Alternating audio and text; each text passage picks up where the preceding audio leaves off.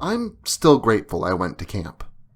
Out there in the woods, I learned more about life and where I stand than I ever did in school.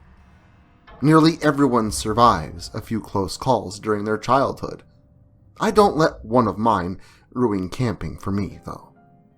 That weekend just presented another lesson to learn.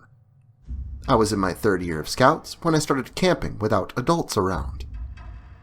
It was the first trip that year, and the air carried an edge of fall. Cam, Jason, and I were allowed to set up a ways away from the rest of the troop, maybe a quarter-mile down the trail.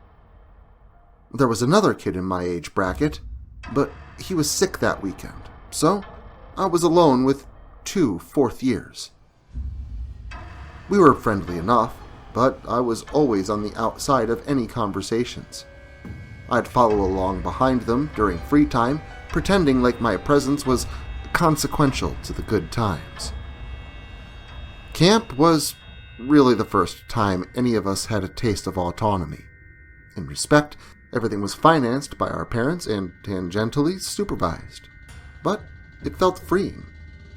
We decided when we had to go to bed and had to cook our own food. We felt responsible for keeping ourselves alive, and it was exhilarating. Naturally, when it came time for sleep, a bunch of teenagers out of their minds on hot chocolate and stale marshmallows got a bit out of hand. I've researched it a bit. Some people call it caterpillar, but generally it just seems known as sleeping bag fights. Everyone I know has always called it slug mummies. Basically, you get in your sleeping bag and beat the crap out of each other. You also pretend like the padding on the bedrolls is adequate protection against getting slammed into the hard ground. Ostensibly, it's trying to be the last person standing and knock the others off balance, but invariably, it develops into a brawl. That first night, with all the excitement of setting up and being on our own, we had a roaring time. The next day, we met up with the rest of the group for our activities and field games. When left to our own devices, things soured after dishes were done, and the 3 of us older kids were hanging out. I don't remember exactly what they said, but Cam and Jason were being really cliquey and picking on me.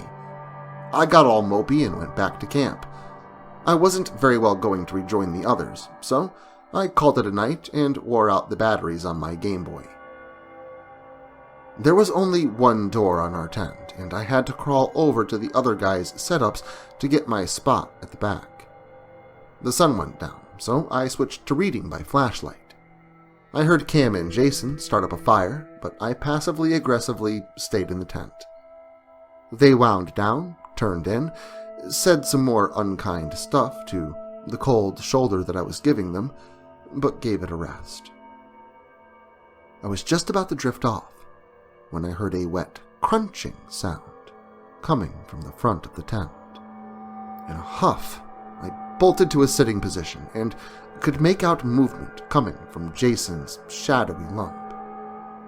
I was livid. How could he be so reckless bringing food into the tent? We'd get raccoons crawling in, or worse. I threw one of Cam's boots at Jason's back, but didn't hear a satisfying thump.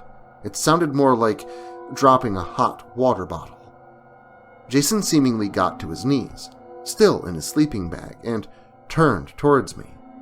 Cam stood up, his entire body sealed inside the bag. I turned my flashlight on him.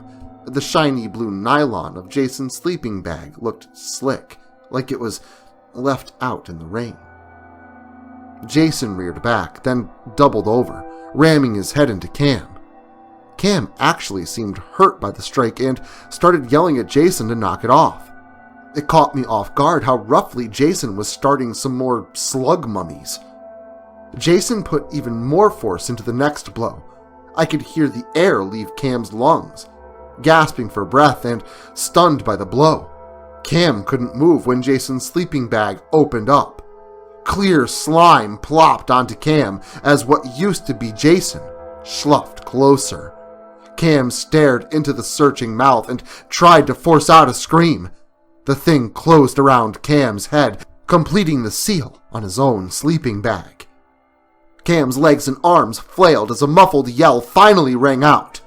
I had to vault over the tube enveloping the rest of him. My fingers fumbled with the zipper door until I all but tore it open. There was more of that horrible crunching. Cam stopped kicking. I must have been screaming because I could hear yelling from the other campsite. I ran a good ways off and trained my light back onto the tent. The thing lopped awkwardly out of the door. It seemed encumbered by its bulk and flopped around to get momentum. Its distended, lumpy body went end for end down the embankment, picking up speed.